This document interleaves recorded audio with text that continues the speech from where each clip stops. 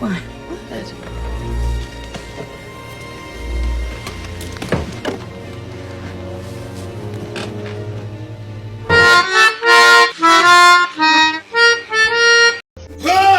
يا ساتر يا ساتر، صباح الجمال والكريستال يا عمي، صباح الجمال يا مرات عمي، اخباركم ايه؟ سلسلة جراسيك بارك أو حديقة الديناصورات أو زي ما تحب تناديها وإحنا هنرد عليك. دي واحدة من أقدم سلاسل الأفلام في التاريخ، لأن البداية بتكون سنة 1993 وما زالت مستمرة ل2025. يا انت جيت لي على الجرح كده. انا المفروض دلوقتي بقى ايدي تترعش واحط ايدي على قلبي واقول قلبي قلبي قلبي قلبي بعد الكلام اللي انت قلته ده. فليه السلسلة دي مهمة وإزاي بدأت وإزاي ما بتنتهيش؟ السلسلة بدأت من رواية حزينة جدا. لو كنت تعرف إن الرواية هتتحلب كمية الحلب ده كانت هتاخد قرار، والكاتب كان هيقرر إن هو يشتري بقرة أرحم، ما هو كده كده الاتنين بيتحلبوا.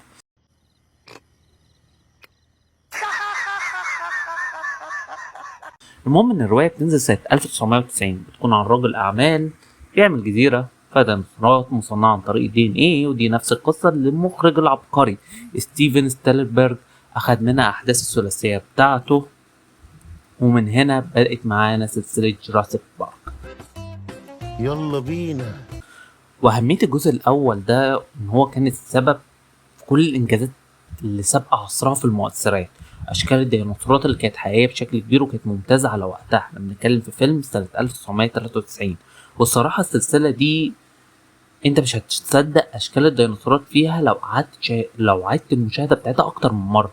خد بالك احنا بنتكلم عن سنة 1993، يعني ما كانش فيه تكنولوجيا زي اللي موجودة دلوقتي. ايه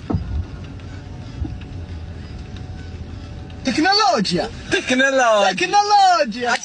فستيفن سبيلبرج يعتبر واحد من عباقرة الإخراج. جماعة راجل أخد أكتر من أوسكار في تاريخه، فما يعمل حاجة شبه دي مش وحش عليه. وغير الراجل ده كمان من أشهر المخرجين اللي اشتغلوا مع توم هانكس، وأخد توم هانكس معاه أوسكار، فلازم يطلع لك حاجة بالعظمة اللي احنا شايفينها. فبتفضل السلسلة الأكشن بتاعها والرعب والتوتر في السيزون الأول، وده اللي بيسبب نجاح عالمي كبير جدا للفيلم. ولكن بيحصل ان الجزء التاني بيكونش حلو زي الجزء الاول، ومبينجحش نفس مستوى النجاح بتاعه بسبب ان سبيلبرج ركز اكثر على توسيع العالم. هو ده اللي انت فالح فيه، تلوكلوك، انما تشتغل مفيش شغل. وده بينقلنا للجزء التالت اللي حاول يركز اكتر على الديناصورات مع اختفاء البصمة بتاعت ستيف، وتختفي معاها السلسلة لغاية سنة 2015. تبدأ ساعتها السلسلة تاني بأجزاء جراسيك وورلد.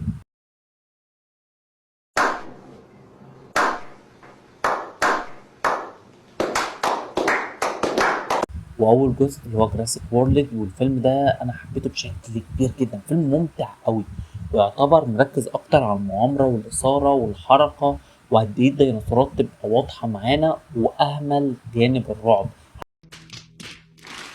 على قد ان هو يديني مغامره اقدر استمتع بيها.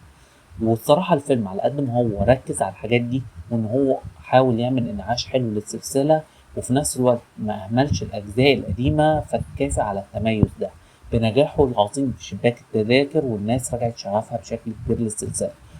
ايدك جنبك عليه، ايدك جنبك عليه، ايدك جنبك عليه. خصوصا ان الجزء ده ما كانش فيه رسائل فلسفية كبيرة زي اللي حصلت في الاجزاء او الثلاثية الاولى. واتعامل كمان مع العالم ان هو موجود. انا اوريدي مش هبدا ابني عالم جراسيك بارك من اول وجديد. ده مش تقرير ظابط، ده تقرير اخصائي اجتماعي. الكلام ده تروح تقوله في همسة عتاب. لا، الجراسيك موجوده، البارك موجود، كل حاجه موجوده. وهبدا المح كمان على الثلاثيه الاولى عن طريق حوارات ما بين الشخصيات، وهبدا اتكلم ان هي كانت موجوده قبل كده. ولكن مع التركيز اكتر في الاثاره والمغامره، والجزء التاني اللي بيفقد بريقه والديناصورات فيه بتفقد هيبتها بشكل كبير. انا عملت ايه؟ وكمان ان المؤثرات بتكون هي فوق الممتاز، ولكن هي مش عامل الجذب الاساسي، فبيبدا الجزء التاني ينحدر، وبنوصل للجزء التالت في سلسله جراسيك وورلد، واللي بتاخد فيه خطوه جريئه ان احنا هنرجع للطابع الاصلي بتاع السلسله. بسم الله الرحمن الرحيم. مين؟ عم العمدة بتاع يا عمدة حبيبي يا عمده. رابع، طابع الرعب والتوتر. والصراحة ما كانش أفضل حاجة، لأن الفيلم ركز قوي على الخضات وإن هو يعمل رعب من نوعية أنا هخضك، ولكن النوعية دي من الرعب لو مش مبنية صح فهي بتفشل.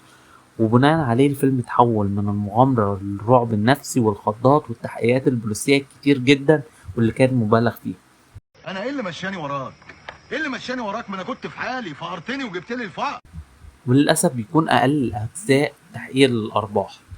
أنا معرفش هو حقق أرباح قد إيه لأن أنا مركزتش في الموضوع ده وأنا بعمل السيرش بتاعي، بس اللي أعرفه إن هو كان أقل أجزاء السلسلة الناس حبته وأنا محبتوش بشكل كامل. مش محتاجه حاجه يعني. وللمرة التالتة السلسلة بتقرر إن هي تعمل إنعاش جديد لنفسها بفيلم جراسيك وورلد ريبيرث. جبارة. من الاسم هتفهم إن هي بداية سلسلة جديدة بتتكلم عن أحداث الثلاثية، بتكمل أحداث الثلاثية القديمة من أول ما وقفت، وكمان بتربطنا بالأحداث بتاعت الثلاثية القديمة خالص بتاعت التسعينات، وعشان كده بيكون الجزء ده ريبيرث للسلسلة وفي نفس الوقت إعادة تذكير بكل حاجة. حبيبي ساذج ساذج طول عمرك. الجزء ده على القصة إن هو قرر إن هو يركز إن القصة تبقى سريعة والإيقاع يكون مشدود وإن الأكشن يكون حلو ويكون في تطور بصري ملحوظ عن آخر أجزاء. انا ما بغيبش كده يا انت، انا بغيب عشان افنن. ولكن النتيجة لده زي ما قلت لك أنا هقرر إن القصة تبقى سريعة، وبناء عليه القصة هتبقى سطحية لأبعد الحدود، والرعب والخطر طول الفيلم على قد ما هو موجود بس أنت هتشوفه بالطابع بتاع الأكشن. القمر اللي تقلنا علينا ما يردش فنجيله برجلين، فهيقلل متعة الرعب. وعندك في الفيلم ده ممثلين أقوياء جدا، ويعتبر أنا بالنسبة لي ده أقوى كاست لسلسلة جراسيك كلها. عندك مارشال علي وسكارليت جوهانسون، ولكن مع وجود سيناريو ضعيف فالممثلين مش هيقدروا يعملوا أي حاجة رغم إنه بيخرج أبدع في كل اللي هو يقدر يحاول عليه. حسبي الله ونعم الوكيل. الفيلم هو محاولة رائعة لإنعاش السلسلة، فلو أنت بتفكر تتفرج عليه أعتقد إن أنت تروح تتفرج، وأعتقد إن استمرارية السلسلة دي هيبقى متوقف على تحسين السيناريو بشكل كبير. مش عارف تبقى قد الشعب ومش عارف تحل مشاكلك. الخلاصة جراسيك وار وجراسيك وورلد هي سلسلة نوستالجيا أوي للناس اللي بتحب أفلام الديناصورات وبتحب أفلام الكائنات الكبيرة اللي بتطلع تجري ورا الناس والناس بتطلع تجري منها زي الكرة في الدوري المصري. احمد صالح داخل ولكن حارس المرمى برافو الشيخ عبد الحليم. يا لهوي يا لهوي هو اللي كان الحارس. الأفلام معتمدة بشكل كبير على الإثارة والمغامرة، ولكن عامل الرعب بيختفي بعد الأجزاء الثلاثية الأولى. فعشان كده لو أنت بتحب أفلام الديناصورات أو أفلام اللي فيها حاجات كبيرة بتجري ورا البشر فالأفلام دي ليك. وحابب أعرف رأيك في الكومنتات وقول لي كده لو أنت اتفرجت على السلسلة دي، ومتنساش تشترك في القناة وتفعل الجرس وبقى